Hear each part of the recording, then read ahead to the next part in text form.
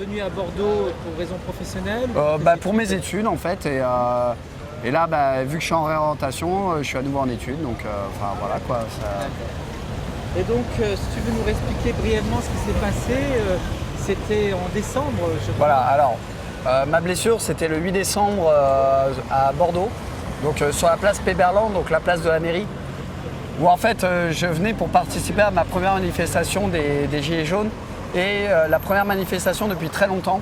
C'est-à-dire que j'avais un peu abandonné le milieu des manifestations. Vous avez manifesté peut-être pour les étudiants ou pour des mouvements? Non, en fait, j'avais perdu l'habitude parce que pour moi, les manifestations, c'était devenu des randonnées qui n'avaient pas de sens, en fait, qui n'avaient pas d'impact. Et du coup, j'avais arrêté d'y aller. Donc là, je suis revenu à l'acte 4 parce qu'effectivement, au-delà de ce qui avait été fait sur Paris, en fait, j'ai surtout vu la réaction en fait, du gouvernement et des médias où là, je me suis dit, là, il y a vraiment un impact. Et du coup, j'ai voulu venir. Alors au début j'étais méfiant comme beaucoup de gens, je vais pas mentir. Mais il se trouve qu'il y avait la manifestation pour le climat qui se passait en même temps. Du coup on allait sur la manifestation pour le climat. Et en fait comme c'était le même point de rendez-vous, les deux cortèges se sont très vite mélangés. Donc on s'est retrouvés dans la même manif. Donc ça s'est hyper bien passé, c'était vraiment très très bien. On a fait un parcours à travers toute la ville et à un moment on arrive à la place Péberlan. Il faut ça. La place un petit peu plus loin. Voilà, c'est la place de la mairie plus loin. Devant la mairie. Oui. Voilà, c'est plus loin. En gros, ce qui s'est passé à ce moment-là, c'est que dès le départ, il y avait une rangée en fait de camions de CRS qui s'étaient mis en fort pour protéger en fait la mairie. Protéger la mairie. Et dès le départ, ils ont commencé à envoyer de la lacrymo. Donc, la lacrymo, vous voyez. Dès le départ, ils ont envoyé la lacrymo et ça, en fait, on s'y attendait. Alors moi, je n'étais pas du tout préparé. J'avais pas de masque, j'avais pas de lunettes. C'est que en fait, il a fallu que je m'étouffe à moitié pour que quelqu'un, en fait, quelqu'un me prête des lunettes et un masque pour pouvoir rester et pouvoir continuer à manifester. À ce moment-là, il y a déjà des LBD qui ont commencé à lancer, voilà, il y avait des pop-pop, on voyait la lacrymo en fait. Ils visaient, tu les as vus? Oui, mais il y avait des blessés. À ce moment-là, j'étais toujours pas au courant que le LBD pouvait crever des yeux, par exemple. Je ne savais pas tout ça. Je ne connaissais pas l'existence des GF4 et des GMD, par exemple, de ces grenades explosives. Pour moi, il y avait la lacrymo, des matraques et voilà. Sachant que déjà, ces trucs-là peuvent déjà faire énormément de mal. Mais bon. C'est un autre débat. Du coup, en fait, avec les copains, on voulait pas lancer des pavés parce qu'on ne se sentait pas de le faire, tu vois, on n'était pas violent. Donc, ce qu'on s'était dit, c'est qu'au lieu de faire une violence réelle, on fait une violence symbolique. Et du coup, on a lancé des œufs. On avait acheté. Vous avez pris des œufs, vous avez voilà, lancé les œufs. On a lancé une douzaine d'œufs qu'on avait achetés. Et voilà quoi. On voulait les lancer à la base sur la mairie, sauf que du coup, les flics. Protégés, donc en fait on les a lancés sur les flics. Bon, voilà, c'était bon enfant et pas très méchant. Donc après ça, on a décidé de faire une pause quand même parce que trop de lacrymo, on n'en pouvait plus. Ça brûle, c'est quand même. Ça brûle, même avec un masque, même avec des lunettes, c'est pas évident. Hein. Donc du coup on a fait une pause, on est allé boire un verre avec les copains pendant 1 heure. Et une fois le verre fini. La manif continuait, mais juste on s'était écarté, on était allé plus loin, dans un bar où je connaissais les patrons. Et du coup, voilà, on a pu boire un verre. Du coup, quand je suis revenu, on est reparti pour voir comment ça se passait. Et on voulait. En fait, on voyait que ça avait énormément changé. Il y avait eu des feux de barricades qui s'étaient montés, en fait, qui bloquaient réellement le passage entre les Gilets jaunes et les CRS. Et en fait, moi, vu que je me sentais pas complètement en danger, c'est-à-dire que je me disais, au pire, je me prends un LBD dans la cuisse, j'ai un bleu. Donc, je me dis, je m'avance pour voir comment ça se passe. Les autres sont restés derrière. Est-ce que tu portais un gilet jaune? À ce moment-là, non. Et même depuis, en fait, j'ai jamais porté le gilet jaune parce que, déjà parce que j'en ai pas. Ouais. Et ensuite, c'est pas indispensable. Voilà, pour moi, je suis gilet jaune à partir du moment où je représente les valeurs de justice sociale et de lutte contre les inégalités et tout ça. Mais porter le gilet jaune en soi, à ce moment-là, c'était ma première manif gilet jaune déjà. j'avais pas eu le temps de me préparer ou quoi, donc j'en portais pas. Et depuis, je me suis aussi rendu compte que ça fait toi une cible. Donc non, à ce moment-là, j'en portais pas. Et j'en porte toujours pas. Par contre, du coup, j'avance presque tout devant, quoi. Vraiment, je suis tout devant. Mais tu n'étais pas seul. Et j'essaye de regarder de l'autre côté de l'énorme feu de barricade qui nous séparait des CRS. Et je vois des silhouettes vite fait à travers le feu. Bon. Et à un moment, j'entends un truc qui frappe le sol et qui roule à mes pieds. Et je vois un objet qui roule à mes pieds, qui est cylindrique, qui est gris, voilà. Voilà. Lacrymo ordinaire. Quoi. Exactement, ça ressemblait au lacrymo que j'avais vu effectivement exploser dans le ciel. Et là, Et en fait, ce qu'il faut bien comprendre, c'est que ce réflexe-là que j'ai eu, c'est une décision que j'ai prise en un quart de seconde, tu vois. Enfin, il n'y a même pas le temps de réfléchir. C'est ce truc est par terre, je vais me prendre toute la lacrymo dans la tête, ça commence à fumer parce qu'il faut savoir qu'une Gli F4 envoie de la lacrymo et fume avant d'exploser. Donc du coup, en fait, moi, tout ce que j'ai en tête à ce moment-là, c'est de l'éloigner. Donc, est-ce que j'aurais dû mettre un coup de pied ou est-ce que j'aurais dû juste m'éloigner? Je sais pas. Honnêtement, sur le moment, on ne réfléchit pas. Voilà, on ne savait même pas que ça existait. Aujourd'hui, il me lance le truc, par réflexe, oui, je vais m'écarter. Mais à ce moment-là, c'est pas mon... Moi, je me dis, ok, je l'attrape et je l'envoie plus loin parce que... Les policiers dire, il ne faut pas les ramasser, vous êtes bêtes, vous avez qu'à le savoir. Non. Qui pouvait se douter à cette époque, ce qu'ils se rendent pas compte, c'est que les gens ne sont pas entraînés. On n'est pas entraînés. À un moment, non mais ça me semble quand même évident que eux, ils ont reçu un entraînement. Ils savent ils savent faire la différence entre une grenade lacrymogène et une grenade qui explose. Et même pour ce qui est des lacrymogènes, enfin, ils savent exactement comment ça fonctionne. Moi, je sais rien. Moi, je suis juste effrayé. Effectivement, quand je me suis avancé, je me suis rendu compte que vraiment. C'était horrible, enfin que c'était une scène de guerre en fait. C'était vraiment un champ de bataille. En un quart de seconde parce que je crois que le délai c'est 1 seconde et demie. C'est ça. C'est ça. Et en gros, ben voilà, je ramasse la grenade, ma main explose et sur le moment je m'en rends pas forcément compte en fait. Je m'en rends pas compte.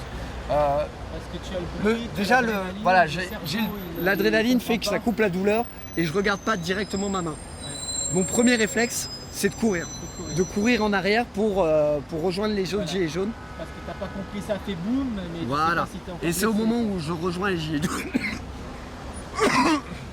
Désolé, je suis un peu malade. Et c'est au moment où je rejoins les autres gilets jaunes que là je les vois s'écarter avec un visage vraiment d'horreur, vraiment effrayé.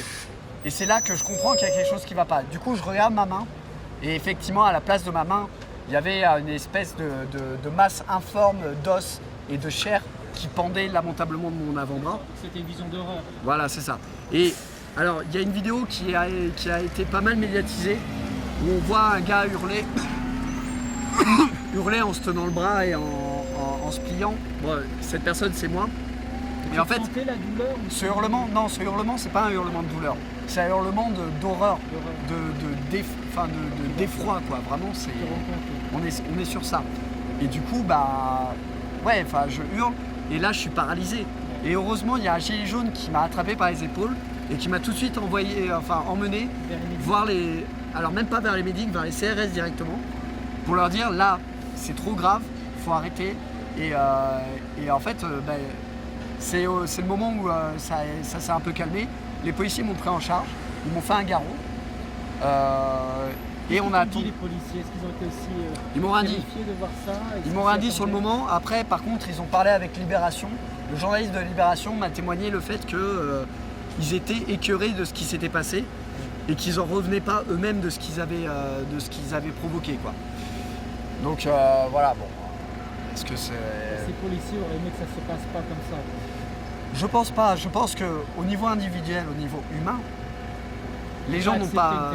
Voilà, c'est une horreur, évidemment. Moi, je ne critiquerai jamais les policiers en tant qu'être humain. Je peux les critiquer en tant que... Voilà. Pour moi, la police, c'est une institution. C'est pas des gens, c'est une institution. Si le policier, en tant qu'institution, accepte de faire des horreurs pareilles, oui, il est responsable. Mais par contre, ça n'en fait pas un connard ou ça n'en fait pas quelqu'un de bien. La question n'est pas là, du tout. Mais par contre, voilà. Alors, Brigitte, parce que tu as beaucoup raconté l'histoire, mais tu as porté plainte vers l'IGPN, oui. l'IGGN, je ne sais pas. Qu'est-ce que ça a donné ça fait quand même Alors- plus de 9, on va dire 8 mois plus tard. Alors Il y a eu des conclusions. j'ai porté plainte à l'IGPN, effectivement. Donc ce qu'il faut savoir, c'est que ça a été classé sans suite, mais ce qui a été classé sans suite. Voilà, alors ce qui a été classé sans suite, c'est l'enquête de l'IGPN. Ce n'est pas le procès. Une enquête, c'est pas un procès. Là, on va rentrer en procès justement pour faire opposition à cette enquête. Vous me disiez que le donneur d'ordre, le vrai donneur d'ordre, c'est le préfet. Oui, pour moi, c'est le préfet. Il y Et avait pour moi, et mon gendarmerie, avocat surtout. Police, Parce que ce qu'il faut savoir, c'est que les Gli F4, quand même, dans le cas des Gli F4, elles ont été déclarées comme étant trop dangereuses. Ils devaient arrêter de les utiliser. Mais comme d'habitude, en fait, plutôt que de faire les choses maintenant, ils disent on les arrêtera d'ici machin. Et en fait, ce qu'ils ont fait, c'est qu'ils ont arrêté d'en utiliser. Mais tant qu'il restait des stocks, ils continuent à vider les stocks. continue encore aujourd'hui. Et je crois qu'il leur en reste, je suis pas sûr. Il doit leur en rester moins maintenant parce qu'ils se sont pas mal lâchés sur les premières semaines. Mais bon, Alors il y a un élément à dire, c'est que le préfet de Bordeaux, oui, à l'époque, c'était Qui est- alors le préfet de l'époque, effectivement, c'était Didier Lallemand, voilà, qui est aujourd'hui le préfet de Paris, donc qui a reçu une promotion, hein, disons-le. C'est pas une mutation, c'est une promotion. donc ça Euh, te choque, je pense. Ah ben, je peux vous dire que ça, effectivement, ça m'a pas fait plaisir, hein, mais bon.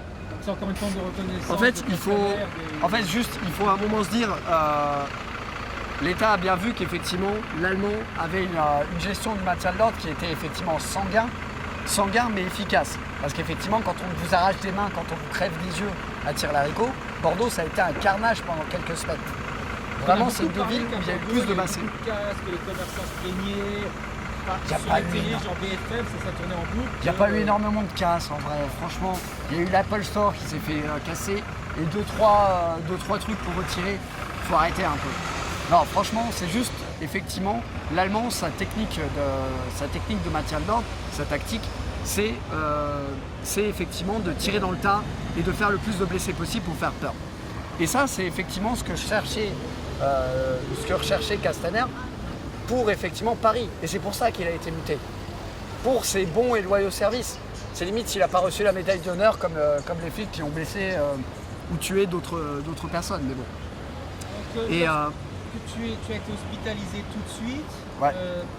Alors, on me dit, vu l'horreur, la gravité de ta blessure, il y a le retour psychologique. Il y a des gens qui l'acceptent plus ou moins bien. Ouais. Et, tu me dis alors que- juste on va finir dans. Enfin oui. Pour ce qui est de l'hôpital, ça s'est hyper bien passé. J'ai eu une très bonne prise en charge. Il se trouve que la Sécu a pris en charge ma prothèse, ma rééducation et tout ça. Donc là derrière, effectivement, j'ai pu me remettre énormément vite. On a monté un collectif avec toutes les personnes qui ont été blessées, le collectif des mutilés pour exemple, et du coup on essaye de lutter contre les violences policières de façon générale. Donc voilà. Et j'espère que les gens, à un moment, vont quand même se réveiller, qu'ils vont quand même arriver à se rendre compte que non, la police n'est pas là pour servir le peuple. Elle est là pour servir les intérêts du gouvernement. Et les intérêts du gouvernement sont les intérêts, effectivement, aujourd'hui, du système capitaliste. Et le souci, c'est que dès que des gens essayent de s'élever contre la misère sociale, contre toutes les misères provoquées par ce système capitaliste, c'est la eh bien, répression. c'est la répression. Et ça, à un moment, les gens, il faut qu'ils le comprennent et il faut que tout le monde puisse s'élever effectivement contre cet état de fait. Aujourd'hui, ça fait plusieurs mois, tu as fait de la rééducation. Tu arrives à faire des choses avec ta main. Oui.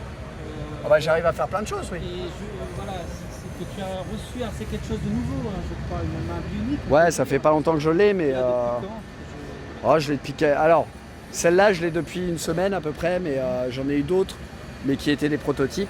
Et voilà, mais ça fonctionne très bien. Donc aujourd'hui, tu arrives à, par exemple, je peux serrer la main. Oui, tout à Voilà, fait. donc on a effectivement l'impression. Je Ouais, tout j'ai à ça l'heure, aussi. tu peux faire des gestes avec des doigts. Donc chaque Ouais. doigt est indépendant. Tu pourrais compter peut-être, je sais pas. Non. Donc, Ah, quelques c'est des trucs, programmations, en fait. préprogrammés. Voilà, c'est pas. Faut pas croire non plus que ça fait le café. De Quoi. battu, bien sûr.